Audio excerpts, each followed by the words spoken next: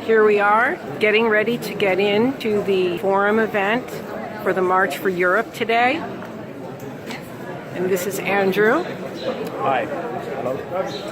And he's from the UK. Okay, and I'm here at this event. Today we received notice that they're expecting protests, and it's going to be heavily armed. So we will be marching with the Federalists who want the unity of Europe.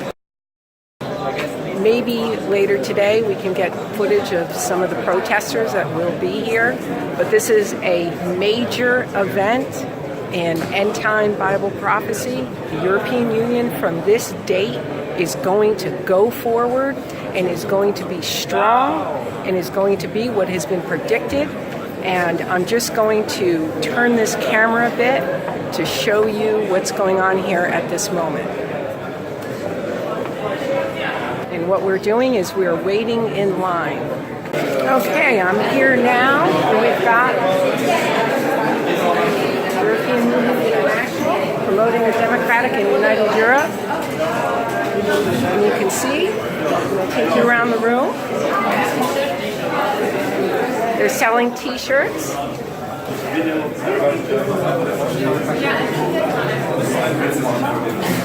And of course, I've got mine. Okay, I'm now going to enter the forum. I think that there is also another danger. And this danger is the undermining of the conviction of many, many people who believe that the most important thing is to share an open and European future. But today, those people, they don't. Today, an enthusiastic and optimistic speech about Europe appears, outside of this room of course, almost inaudible, sometimes incredible, confronted to radical sovereignty and deliberately wrongful attacks on the European project. And it is for these people that I suggest that we talk on this podium and in the street this afternoon. Even if agreed many decisions on the absence of this EU could be considered bad or inadequate, is the case, we have to acknowledge that regarding what has weakened and undermined the European continent over the past century, the first 60 years merely represent its infancy. And it's not fair to judge and definitively condemn the experience of trial and error in this formative and perilous period. We can win elections with Europe. You do not need to be anti-European.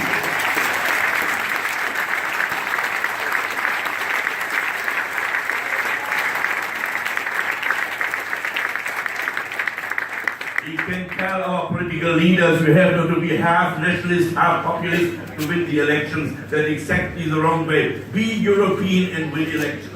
That must be the message.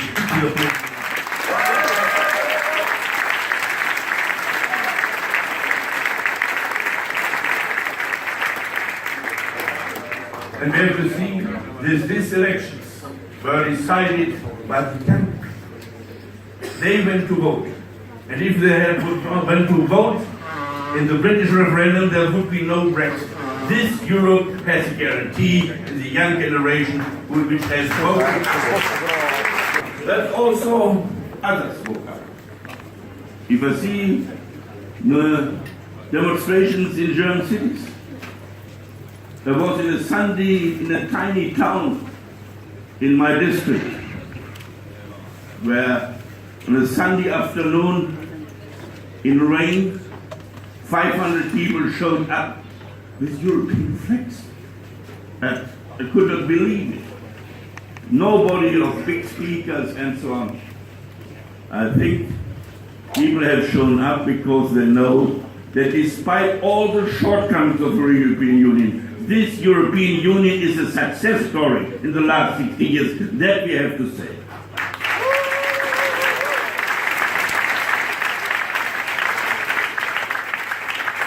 We celebrate today in Rome a success story which has reunited Europe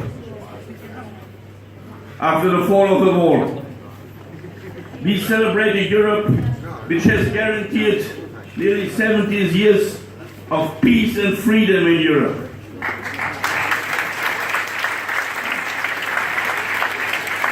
We celebrate a Europe which has organized wealth in Europe. If I compare my lifetime, my younger years, this Europe is an unbelievable positive development despite all the problems in economic situations. But there are shortcomings. We are not competitive enough and we are not social enough. Here we have to change a lot. That's our purpose to do. There we have to go forward. The consequences of globalization can be only met by Europe. The economic and social consequences of globalization can met only by Europe, not by Luxembourg, not by Malta, not by Italy, not by Germany alone, only together.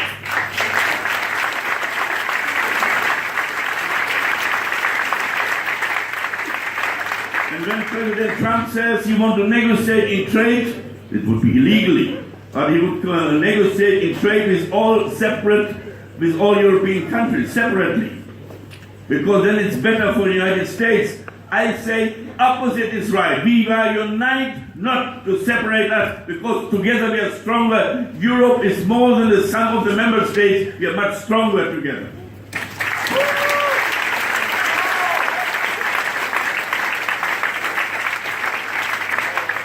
I have a feeling that Putin, Trump, Wilders, Le Pen become the new founders of Europe because they woke up us.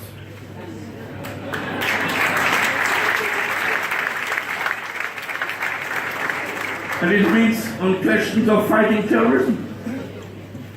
When I had to walk from a hotel to here because of security reasons, you couldn't drive a car today in Rome. Then I think it's not a situation we could accept. The terror is a global threat and we have to answer it jointly. Not Italy, not Luxembourg, not Germany, not Malta alone can fight terrorism. That we have to explain our leaders.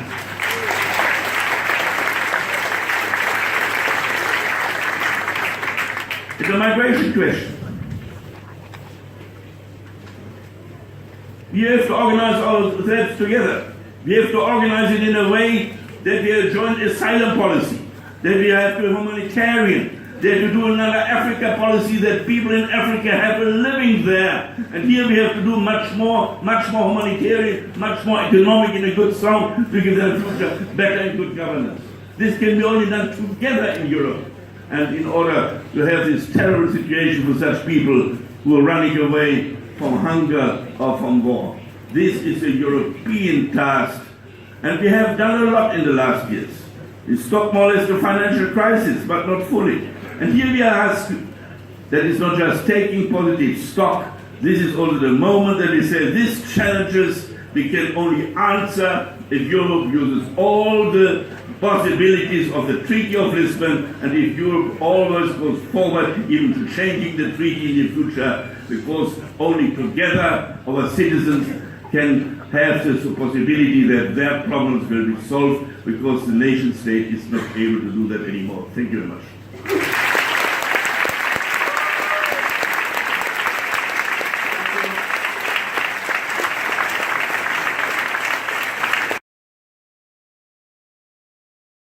Moment, 60 years Treaty of Rome. I had last week in Brussels a debate where the European idea started. So 60 years ago was a big step forward, but it was not the beginning. And somebody said the beginning was the 9th of May 1950, the Schuman Declaration. Another big important step for the European idea. But I think the starting point was in 1941, and it was the Ventotene Manifesto von Spinelli in Washington.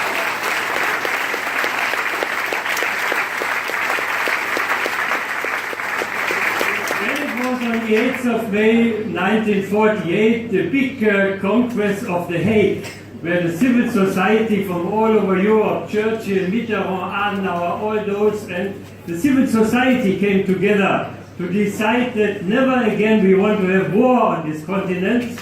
We want to have cooperation and integration. And that is the birth of the European movement as well as the European idea.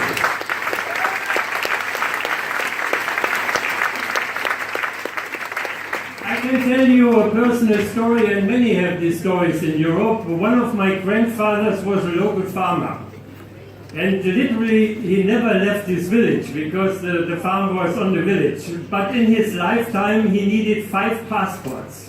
5 passports, the same person, the same village, because after every war, my region changed nationality on the German-French border. Is that not absurd? You are the same person, you live in the same village, and you are 5 times another person according to nationality, to politics.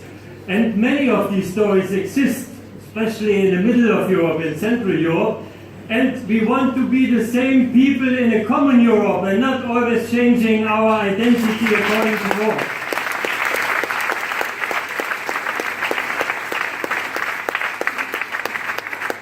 Europe can only live if the people support it, and therefore I think it was high time that we fight back, as it is the motto. That was my slogan when we had 70 years Union of European Federalists. Enough is enough. Now we fight back. We go out in the streets and show our face, show our flag. And therefore I think the motto, rebuilding vision. Giorgio Napolitano was saying yesterday, the core idea of Europe was not a common market. It was a political union. It was the United States of Europe that is the core idea.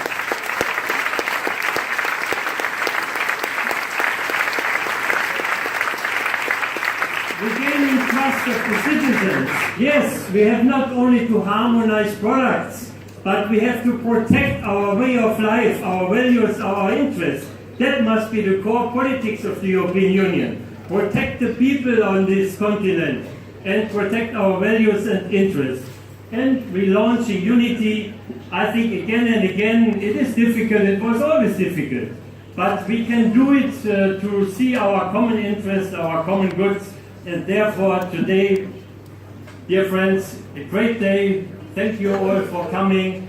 We are stronger than the nationalists and the populists. We are the Europe of the future. Thank you.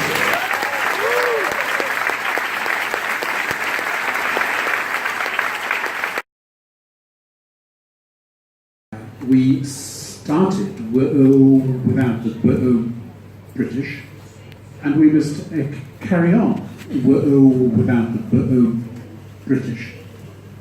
And in the end, if the British people seek a federal polity which is successful, is ensuring prosperity and security for its peoples, then they will change their mind and they will want to come back.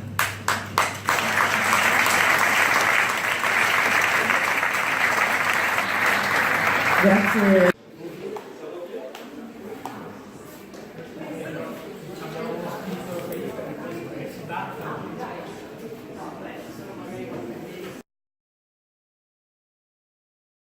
Reading some here today. There's some very poor press people and organs, but you can't blame the press for failing to laud, to glorify the State of the Union. The instant there is a centre of power of politics which works, then the press will come. I know in a lot of these meetings, which I've had for not quite 60 years, but pressing on for 60 years, we speak of the people, the need to hear the people speak. That always gets a clap, as it has here. But the tricky thing is to create a government that can cope with strong and sometimes fierce national sovereignties. most people feel their greatest loyalty to the place that they live. There are large and increasing numbers of people who travel freely. The Erasmus program, for example, is a fantastic success for integration. And we can't expect to capitalize upon the new generation of Europeans that have grown up in my lifetime without forming an effective government of the polity to which they feel they belong. We see this discourse through Twitter, through Facebook. That's a fantastic instrument to compete with the old classical fading media. And we exploit it, and we shall go on exploiting it. But I'm sorry for repeating myself, but we have to have and to build a polity that works, that will command the affinity of the people. So far we have not succeeded in doing that.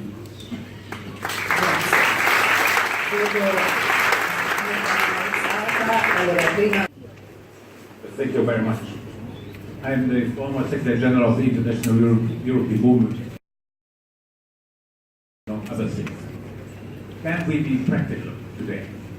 The heads of states are here together in Rome to give us a new future, some positive messages. And we can talk about economics, the monetary policy, very complicated. But we give simple messages what people understand. For instance, that we protect our borders together, Frontex, that we have a common immigration policy. 3, 4 simple messages together we can agree on, which everybody can understand and can follow. And that is already one step forward. Thank you. Please, thank you. I agree with the gentleman who just spoke that maybe we want concrete propositions.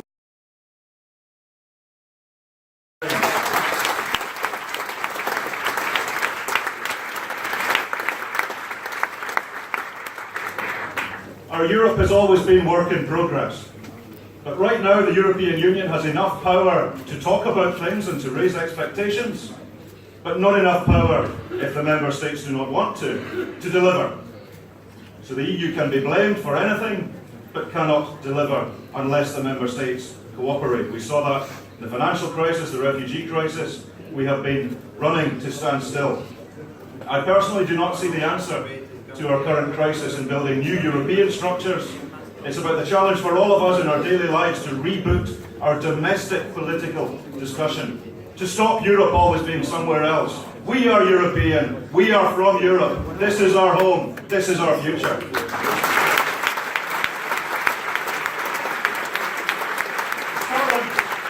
Scotland voted to remain within our family of nations, 62%. We don't know what's in the future, we don't know what's in anybody's future. But Scotland, I have been blessed to rely on my friends the last 9 months. We will be looking to our friends and our allies to make European solidarity a reality for Scotland and for all of us. Mille grazie.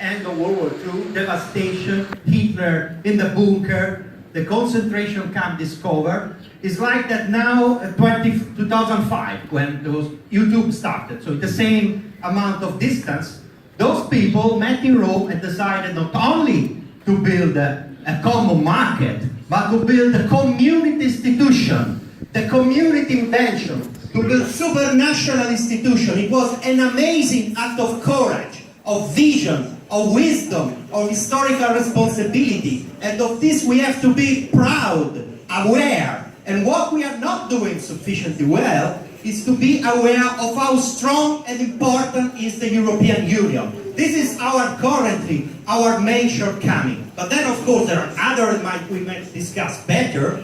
And one is that we created the budget for the single market. Once we create a single currency, we didn't create the appropriate budget for the single currency. And we have this imbalance that makes us being excessively going to the national budget because we don't have European resources. So this is probably one of the two major shortcomings that we have. And the second one is that we are not fully consistent with this new advancement that was done by European Parliament first. This is a union of member states and of citizens. The legitimacy is double, and the direct representation of citizens should be at the same level that the representation of member states. This is a problem for member states that don't want to give this power, but it's also our responsibility. We as a parliamentarian have a lot of power, and we need to use it fully. That's an important responsibility. So we don't have only to blame the others, but to be fully aware of what we can do, what we should do, and to do it.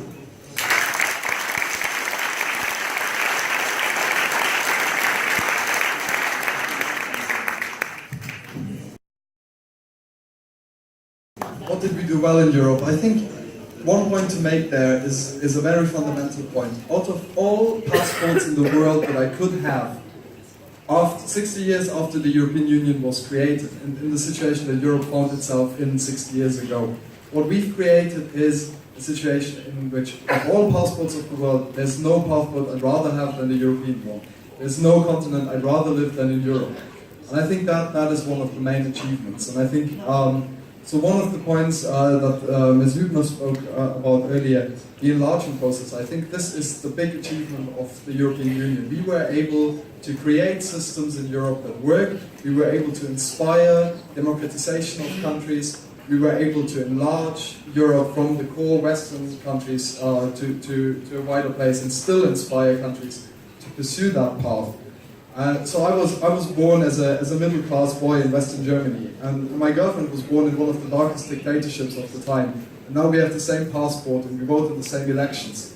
And I think that is one of the big stories of humanity, and we should be proud about what we've achieved as European Union. Thank you. I'll also say what we could do better, and I fully agree with all of the policy points that have been made. Perhaps one point a bit more about the campaigning part. We win all the intellectual arguments when we discuss with those who think Europe has not been a good idea. But we don't necessarily win the emotional arguments.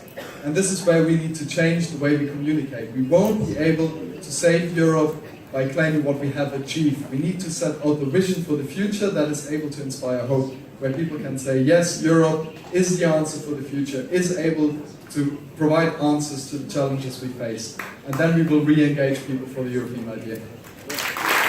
Thank you also for the pace. I now have a question, quick question.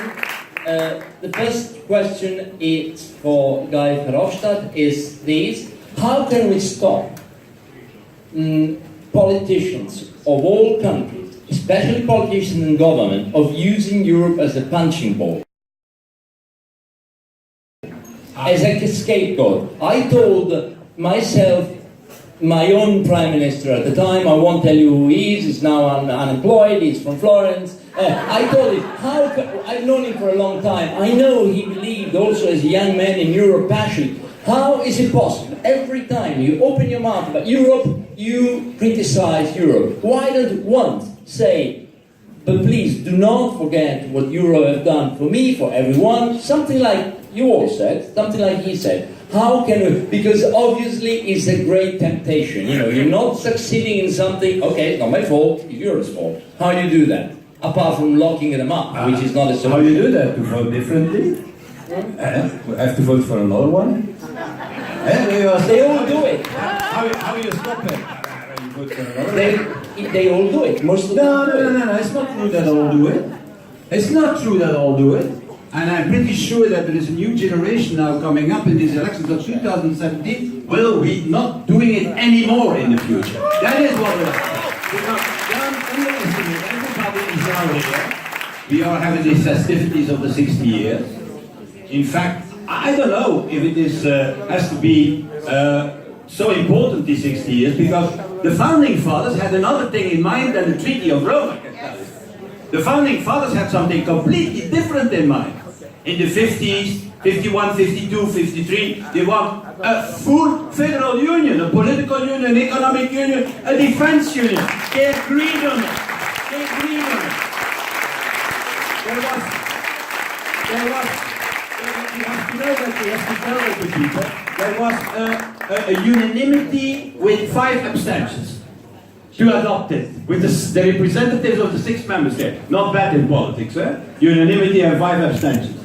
And then came an accident in the French National Assembly, as we all know, in 1954.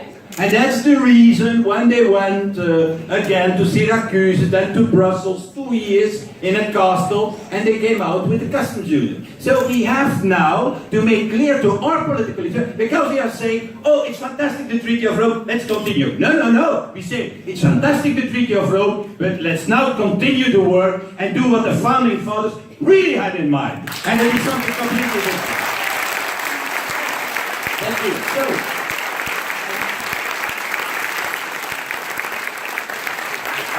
So my advice to you is that you become advisor of Renzi and you put that in his ear every day. No, That's hold on. What did you say? No, I missed. What did you say?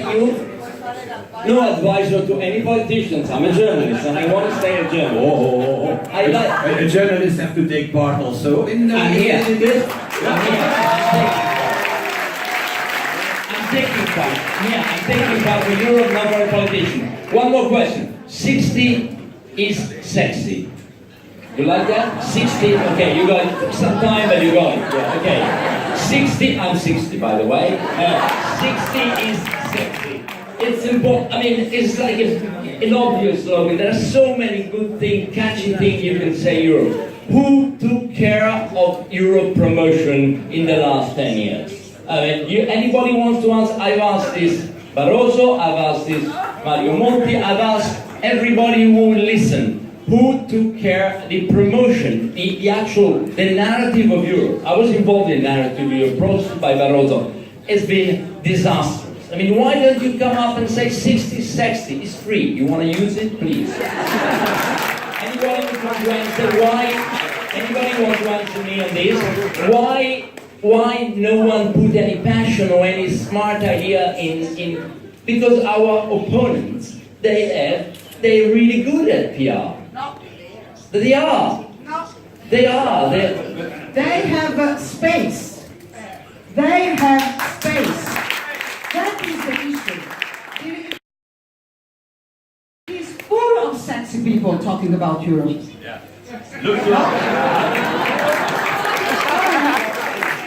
So I really think that. I believe that the reason why Renzi and his bunch believe that bashing Europe is good is because they think that they get votes. Unless we don't defeat the idea, also with me, that you can have more space, that you can be more sexy because you bash Europe, you will not go anywhere. And I believe that the question of the space in the European debate is key. We have to really work to make sure that there is a European debate. Everybody doing it as it can. We try to make it through primaries. We try to make it to the building of a trans-European party. We try to fight climate change, whatever. I'm sure that all of the people here are sexy and having full of initiatives. So I really think, don't believe that they are sexier than us. They are not.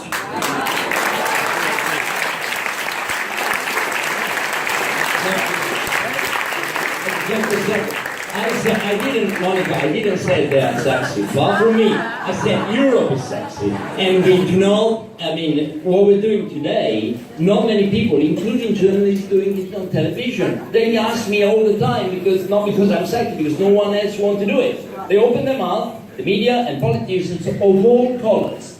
And the moment they open their mouth, oh, it's not working, this is too flexibility, and the German, and whatever. No one says, the passion you're bringing in today, and they're bringing look, this is a birthday party. We did the most amazing achievement in humankind of putting people together. It's fantastic. No one says that.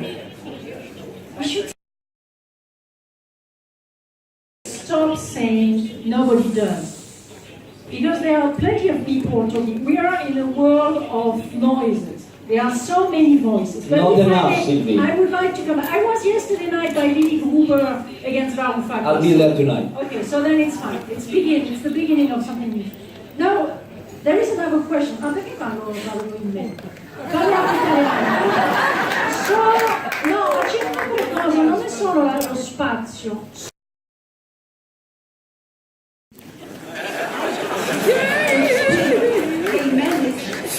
Converted into a lot of emotions, which lasted for quite some time in Europe, and then I said, we missed this moment where this emotion has evaporated. But it worked because people, as most of the people in the 50s or 40s, they still had the memories of tragedy of the Second World War.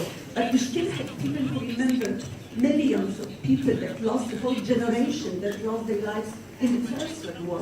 So this memory, I think, is really helpful. So that's one thing, and I think there is a way of making citizens really feel how important Europe is. But we have also to remember that citizens today are not only completely different than those 60 years ago, but also than those 10 or 5 years ago. And that's why in communicating you must reach out to different ways of talking, and what Calixto was saying, you just have to listen to more than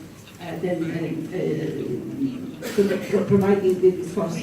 Second thing, you might remember that, you might notice a lot of our political leaders, they do incredibly engaged, beautiful speeches about Europe, pro-Europe, but only when they go outside, when they go home. I've never heard any comment. I just talked to our Scottish colleagues on the plane yesterday. Blair, you remember his speech in Strasbourg, the European Parliament, the most prominent European leader, that was the speech. And then we had the Brexit here. The third thing which I would like to mention is that Europe is changing the whole time. Since the inception, Europe has been changing. So that's part of it, redesign, reshape, resort, reflect, all these things. Still reduce, well, I hope, I can't find such a video, but what was fixed, what was cast in stone, these were the values, and that stayed with us. So I think there are those moments when you think again of going back to values. The enlargement happening is part of values, also especially one to the east. So we should stop talking, convincing the people that everything is wrong. That's why we have to change. No, it's our nature, because the world is changing, we are changing, and that's why. Okay, thank you. No, I'm sorry. No. One point at a time. I'm sorry. No, you run European Parliament. I'm the boss today. Sorry. I have a question, and you can go back, because actually I have a question for you and about Poland. I was in Warsaw in 2004, and the enlargement, and I agree with you. A question about young people. I was in London on June 23rd and last year. Many, you know the demographic of the vote of Brexit. If you look at of France, the amount of people supporting Marine Le Pen between 18 and 30 is striking. What's going on? I mean, have your generation decided that having Erasmus, you are our children, so I was so proud to see my nephews, my son, to go around Europe, and I thought, oh, they really are going to fight for this, because this really changed their life. And all of a sudden, it seems, some of you, not you of course, but too many young people are giving this for granted. What can we do about this? Anybody welcome to answer this? So one point perhaps on how I'll answer to that in a second, but perhaps it's also relevant to ask the young person in the room how we can make Europe a bit more sexy in its communication. And I would invite all of us to perhaps take a or less to copy what nationalists and populists are saying. And they are not aware of the fact that the only way to tackle the populists and the nationalists is to put the European vision on the table that we desperately need. And that doesn't mean, that doesn't mean that you have also, in a certain way, to criticize the union as it works today. People will never believe you when you say, yeah, everything goes well. Let's simply continue as it is now. No, there is a reality. Things are not working well today. And we need so in the coming years, political leaders who pick this up, who are making this vision. I am very positive about that. I am very positive. What I see is since Brexit, suddenly we are talking about Europe and the necessity of a European Union that is modernized in the future. There is a shift. We have seen it in the referendum in Hungary, first of all. We have seen it with Van Bellen voted in Austria, who got his 300,000 SWIFT votes because the other guy was for an exit of Austria, and people don't want that. I can tell you, in every country we see, in Germany, in France, in Belgium, in Scandinavia, the Europe is again, yeah, exactly as you want. And people in a certain way know that they are saying, well, after the Brexit, I'm also critical towards Europe, but I'm not so stupid to destroy them or to go out of it. That is what people are saying. We have to capitalize on this. That is how we go. I'm so pleased with Macron, who is saying in the newspapers openly, for me, it's not the French sovereignty which is important, the European sovereignty is important. That's the way.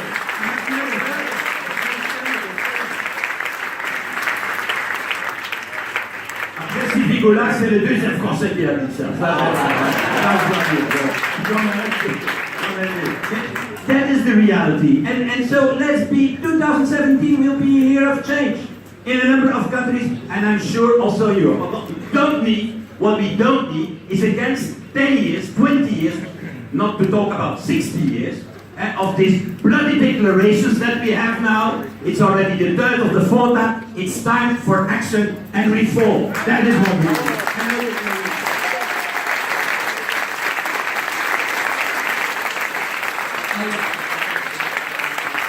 One more. The great things about moderating a roundtable like this is that no matter, I could ask any question, what is the time? And they say whatever they want, which I like. So go ahead. It's great. I mean, that's the point. A lot of talk we now heard about how do we react to those challenges. We will only be able to react to those challenges if we can present solutions to citizens that citizens believe in, that citizens can say, yes, this is a way forward that we can trust. This is what I criticize about the white paper of the European Commission. There's no problem with setting out options. We as federalists shouldn't shy away from discussing options. And probably there is more to be said about 3 and 4 and not only about 5. But what this white paper does not do is to say, so what could we do more? If we say we do a bit less, but we do it better, what is it that we do better? We touched upon those points earlier. There are problems that citizens want to have answers for. The young generation now will have less than their parents for the first time in history. We need to tackle the economic problems in Europe. And we have the answers. We know what needs to be done. We just don't do it. Because in the end, our political groups in the parliament can't agree on this or that amendment, and then they drop it all together. In the parliament, perhaps it's a bit better. We now got some reports. But now we go to the council. And what have we got there? The declaration now for Rome is again a list of empty sentences that won't lead us anywhere. And the white paper doesn't do it either. The white paper should say we could do more in security. Why not have a European FBI? That would be the way forward. We could have a European army. This is what we could do. But it doesn't say that. It speaks about corresponding cars and all those things that are not able to inspire anyone. So if we want to have number 4, 3, or 5, the answer cannot be, well, the citizens don't want it. If we want the citizens to want it, let's tell the citizens why this is the answer and what we could actually be doing, rather than discussing what we've done wrong or so on. Thank you all. Happy birthday, 16 Sexy.